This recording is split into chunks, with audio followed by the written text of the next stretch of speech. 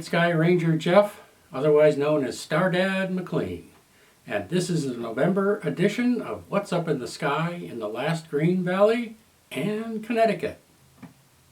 Mercury makes its appearance in the very early evening sky. It only rises about 3 degrees above the horizon and will hit the horizon in about 10 minutes, leaving a very narrow window around 1640 or 4:40 p.m.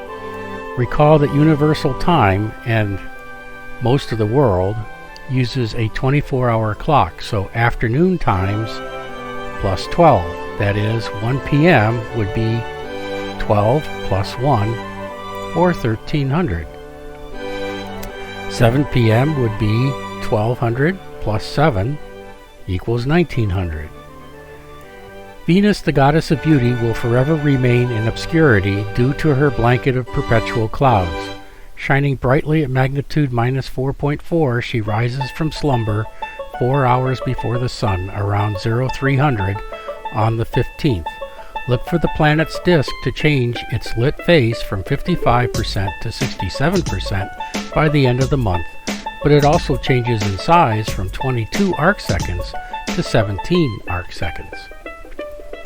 This month we're looking on the 18th at the moon to the east near the equator in the Sea of Tranquility. Look for the crater Arago. Just to the east of it is a faint ring called Lamont. Twice the size of Arago, this impact crater has been since flooded by lava. Look for an even larger ring about twice the size of Lamont. Now look just to the north of Arago for a small bump or bubble where lava had upwelled but hadn't broken the surface. It's a volcanic dome. Look for other domes in this area as well. Mars is in conjunction with the Sun on the 18th and too close to observe.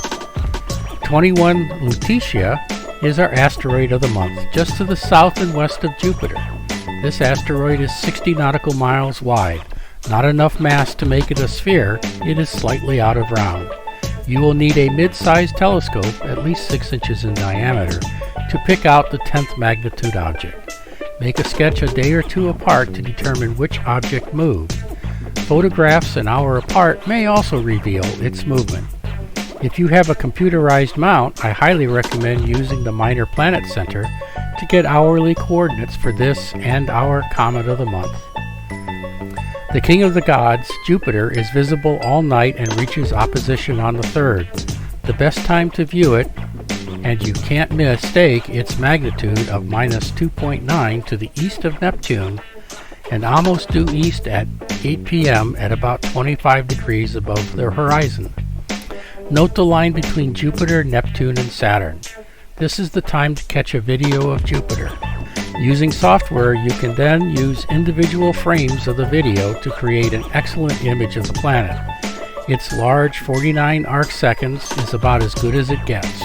See if you spot the great red spot, which, because of Jupiter's 10-hour rotation rate, appears for at least some time each night. We are also lucky in that, since 2015, Jupiter will be at its highest point in the sky, meaning less atmospheric disturbance. Watch for transits of its moons.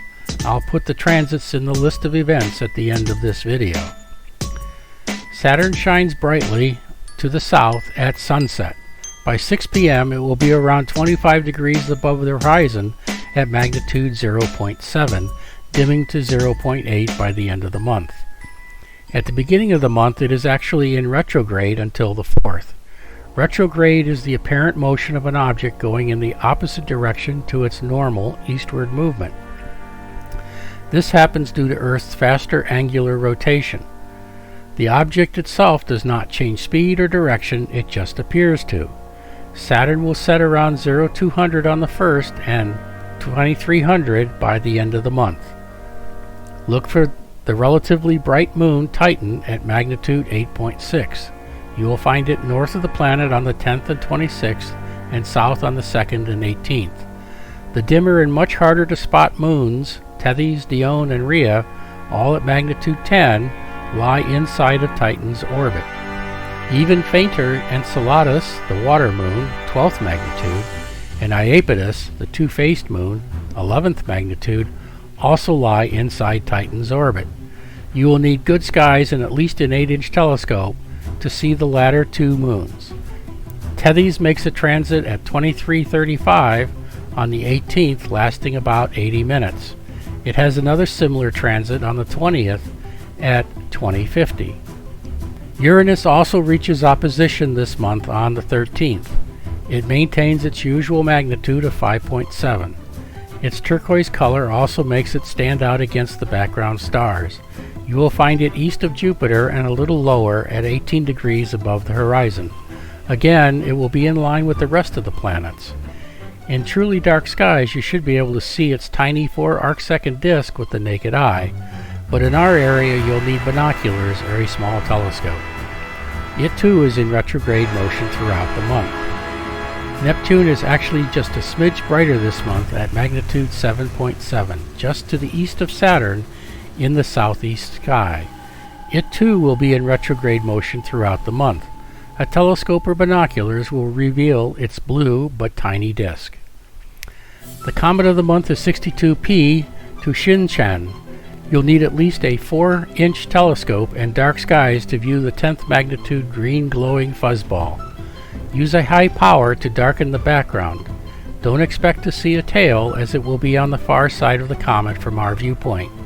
The comet rises in the east around 2200 and is visible all night. This month the Leonid Meteor Showers occur from the 6th to the 30th, with the peak on the morning hours of the 18th. The maximum rate will be 10 meteors per hour. Combined with only a crescent moon, the view should be very good. The showers are the result of debris that was blown off comet 55P Tempel-Tuttle from 1998. Leo will rise around midnight. 1 hour before sunrise is the optimal time to view the showers. Our constellation of the month is Aquila, which is Latin for eagle. You will find the eagle due west at 8 p.m. Aquila's brightest object is the star Altair at a bearing of 255 and an altitude of 28 degrees, or a little less than the angle above the horizon made by 2/5 halves held straight out from your body. A general rule of thumb for finding objects is that a fist held out as far from your body as possible subtends an angle of about 15 degrees. A very handy tool for finding objects, locations, and time, as 15 degrees rotation also equals 1 hour. Our object of the month is NGC 6709, the Flying Unicorn Cluster. I find it difficult to see a unicorn, so this is my best guess for its outline. I checked online to see if anyone had a sketch or drawing of it, but apparently I'm not the only one who can't see a unicorn. Our question of the month is, how long is a day on Mars?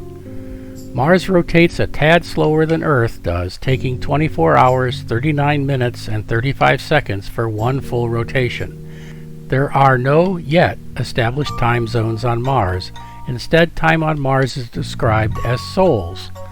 The time rovers on Mars have spent is measured in sols. So as of writing this on the 6th, Perseverance has been on Mars 934 sols. Here is your orrery for the mid-month.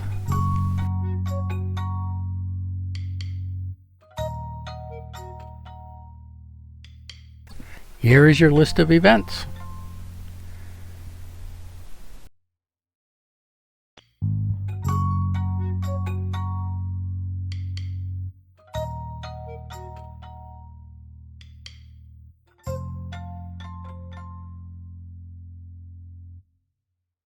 So go out and enjoy the cooler night air and the brilliant stars.